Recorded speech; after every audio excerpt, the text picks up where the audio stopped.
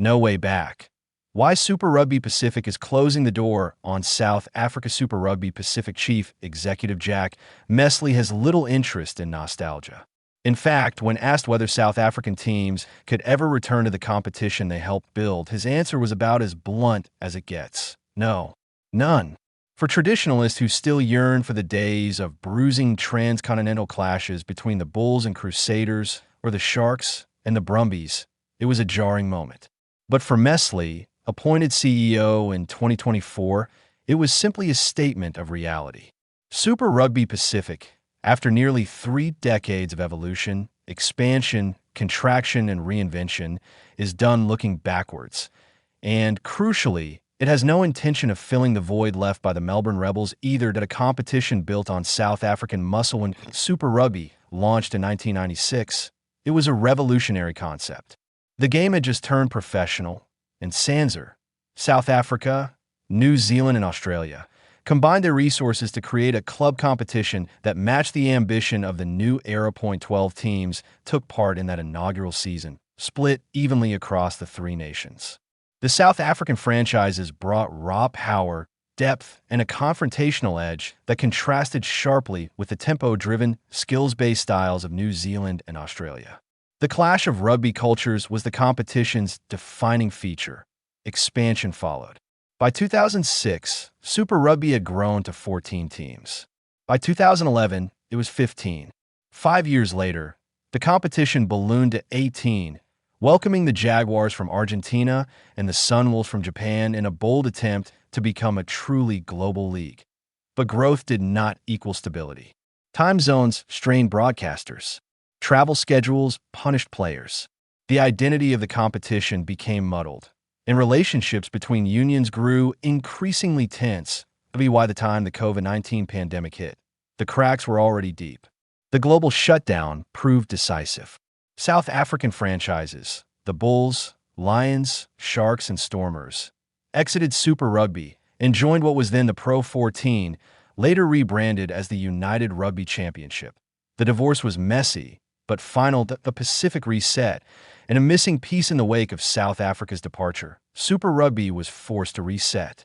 5 New Zealand teams and 5 Australian teams contested a pared-back 2021 season before the competition expanded again, this time with a clearer regional identity.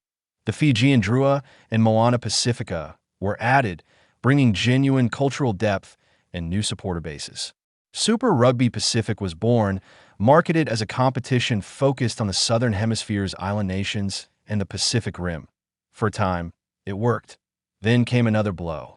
In 2024, the Melbourne Rebels entered administration and ultimately collapsed, leaving Super Rugby Pacific with an odd number of teams and a conspicuous gap in Australia's rugby footprint. Speculation immediately followed. Could the Cheetahs, long vocal about their desire to return, be parachuted back in? Could the Jaguars be resurrected?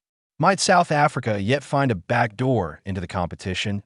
Mesley's answer has been unequivocal. No expansion, no replacements, no South African return. We need fans to understand our competition. Speaking on the DSBN podcast with Martin Devlin, Mesley laid out his reasoning in stark terms. Super Rugby, he argued, has spent too long chasing the next big idea instead of consolidating what it already has. Our focus right now is largely because of the point you just made. Super Rugby has had so many guises, so many changes, he said. We need fans of rugby in this region to understand our comp. Who are our teams? Who are our players? There was no attempt to sugarcoat the financial reality either. Clubs, Mesley admitted, are not flush with cash. Stability, not expansion, is the priority. We've got a job to solidify and really contain and fortify what we have now. That's where our energy is focused, strengthening our existing clubs, ensuring that the fans understand what Super Rugby Pacific is today, the teams involved, and the wonderful talent we have. The message was clear. The days of chasing new markets for the sake of ambition are over. I want every 60 minutes of an hour spent strengthening our competition today, Mesley said, versus 30 spent looking for pots of gold in faraway lands that maybe don't even exist. The romance and the reality of South Africa for many former players and fans South Africa's absence still feels like something vital has been lost. The physicality they brought is often cited as a missing ingredient, particularly when assessing the struggles of the Wallabies and, at times, the All Blacks in recent seasons. Wallabies great Matt Burke has suggested Australia's difficulty coping with test match physicality can be traced back to the lack of weekly exposure to South African opposition. Former All Blacks Sonny Bill Williams and Stephen Donald have echoed similar sentiments, openly calling for South Africa's return rather than expansion into markets like the United States. From their perspective, Super Rugby without South Africa is a diluted product, but that view is not universally shared. Former Springbok forward Shock Brits believes the move north has benefited South African rugby enormously. Competing in the URC and Champions Cup, he argues, has better prepared South African teams for international rugby than Super Rugby ever did, exposing them to varied refereeing styles, tactical approaches, and intense knockout rugby. Mesley, for his part, rejects the idea that Super Rugby Pacific has suffered commercially without South Africa. Asked directly whether he would welcome their return, his response was immediate. No, press further, he turned to the data. If you go back and look at the numbers, those games did not rate well, he said. They did not attend well. They did not rate like we're rating now. They did not attend like we are attending now.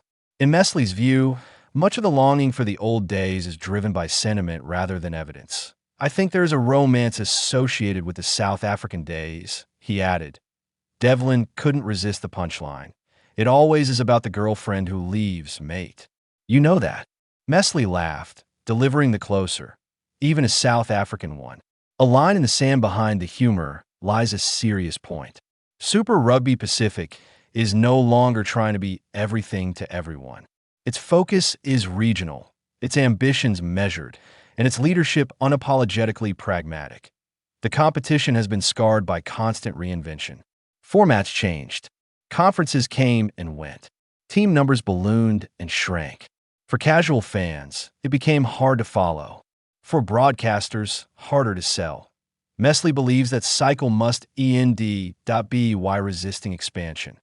Even in the face of obvious gaps like the Rebels' collapse, Super Rugby Pacific is betting that clarity and continuity will outweigh short-term fixes. That IT is also acknowledging a broader truth.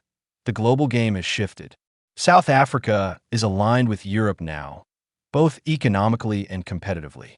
Dragging it back south would serve nostalgia more than strategy. That does not mean the competition is without challenges. Australian rugby remains fragile. Depth is uneven. Time zones still limit global reach.